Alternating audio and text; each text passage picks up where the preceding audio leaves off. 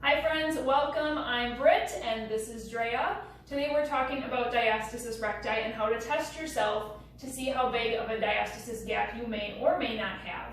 So going back to the basics, what is diastasis recti? When you're pregnant, your belly expands to fit the baby, right? And then once the baby comes out, once delivery is done, your abdominals start to come back together, but there's that linea alba, that fascia in the middle, that it may be stretched and it may not allow your abdominals to fully come back together. Now, this is really important because if you have a sizable width-wise gap or it's really deep or squishy, this may mean that you should probably see a pelvic floor physical therapist, and or there are some exercises that you need to avoid when you're doing workouts to make sure that it doesn't get worse, because diastasis can lead to lower back pain, incontinence, SI joint issues, headaches, even anything within your kinetic chain. So today we're going to test for it. Drea, I'm going to have you lay down on your back. Knees are going to be bent, feet are flat on the floor. I want you to start just by taking a couple deep breaths. I want you to feel nice and relaxed. Good. So today we're going to start with just checking to see if you can even engage your transverse abdominis. Really quickly, there are 4 levels of your abdominal muscles. There's the rectus abdominis, which is your six-pack muscles. Those are the ones that you see on top. You have your external obliques, your internal obliques, and then your transverse abdominis, which are your deepest abdominal muscles, and they run across your body this way, acting like a corset. The muscles we're going to talk about, because your transverse abdominis actually has a few different sections, but we're going to talk about the lowest area down here. So think about where your seat belt goes in a car, okay? So below your belly button. First, what I want Drea to do is just put her hand on her lower belly, okay? And then give me just a tiny little posterior pelvic tilt as you're doing this. So you're going to push your lower back against the floor just lightly. But what I want you to do is think about these muscles right here. If there was a seatbelt across your abdomen, if you're going to engage them and see if you can feel those muscles even tighten. So first of all, I want you to take a nice big inhale. Exhale and see if you can almost bring your hip bones closer together, pretending there's a seatbelt there and you're tightening it. Okay, let's do one more of those. Big inhale, so relaxing your pelvic floor, those muscles. And as you exhale, try and engage those. See if you can feel them. Okay, feel those muscles, they're alive. Okay, perfect.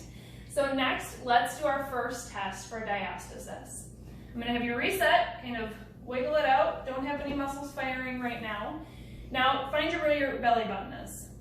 And I'm gonna have you start by turning your fingers so that your palm is facing your stomach and your fingers are pointing towards your toes. Now, not engaging your transverse abdominis, so just think about if you were in an exercise class and you're gonna do a crunch right now, bring your head up and just lightly engage your abs with what you do normally. Using those fingers, feel above your belly button, kind of dig your fingers in there, and what you're feeling for is width-wise, how many fingers can fit between your abdominal walls, depth-wise, how deep do your fingers go in that gap, and how squishy it is. Is it really, really squishy, or does it feel like a trampoline is there and you can't go very far? Okay, relax down. I'm gonna have you do it again the same way, so you're not thinking about engaging the transverse like we just worked on. You're just going to take a nice big inhale. As you exhale, let's test again, but let's go below your belly button. So you're going to crunch up with your exhale, feeling width-wise, depth-wise, and squishiness. Good. Okay, lay it back.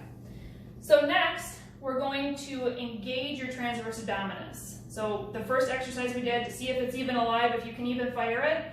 This time, what I want you to do is to take a nice big inhale. As you're exhaling, think about lifting your pelvic floor just a little bit and engaging that transverse abdominis, and do the same thing. Let's do above the belly button first. We're going to relax and then do below the belly button. Nice big inhale. Exhale, lifting your pelvic floor, engaging that TVA, and checking. Okay, relax it down. Take an extra breath here if you need it, just to reset. Nice big inhale. Lift pelvic floor as you're exhaling. Engage TVA and check below your belly button this time. Great, perfect. So this is how we check for diastasis. We are going to link a document in the bottom of this video that you can use to write down your numbers, since we did it a couple of different ways. And this information is really valuable for yourself so that you can be a self-advocate when you're doing workout classes. Because there are lots of exercises that you should not be doing if you have a sizable width gap or depth or squishiness. Now, it's also really important to mention that depth and squishiness is actually more important than width, and we can bring that width back together by doing proper exercises, making sure that you're learning how to breathe properly, and like I mentioned, being a self-advocate when you're doing exercises in workout classes. So really quickly, some of the exercises to avoid if you have a sizable gap would be crunches, it would be planks until you can really have control of that TVA that we talked about, and oblique or twisting work, so like bicycles, those can be really bad and actually make a diastasis worse if you don't have pelvic floor and lower abdominal control. So in summary, you guys, diastasis is really important to understand, and it's really important so that you can start healing your pelvic floor and everything else as well. We highly recommend everyone sees a pelvic floor physical therapist after having a baby. If that's not in your schedule right now, not a priority for you, and you checked yourself for diastasis, we would definitely push you to see one if you have extreme squishiness, extreme depth, or even more than a 2-finger gap. Typically, a 2-finger gap can be healed on your own, but it never hurts to go see a PT and make sure that you're healing even faster. So we hope that you got some information from this video that is helpful in your everyday life. Check out more of our videos on our channel if you'd like to learn more about diastasis, breathing, pelvic floor control, pressure within your system, and of course fitness videos as well. Thank you for joining us today, and we'll see you next time.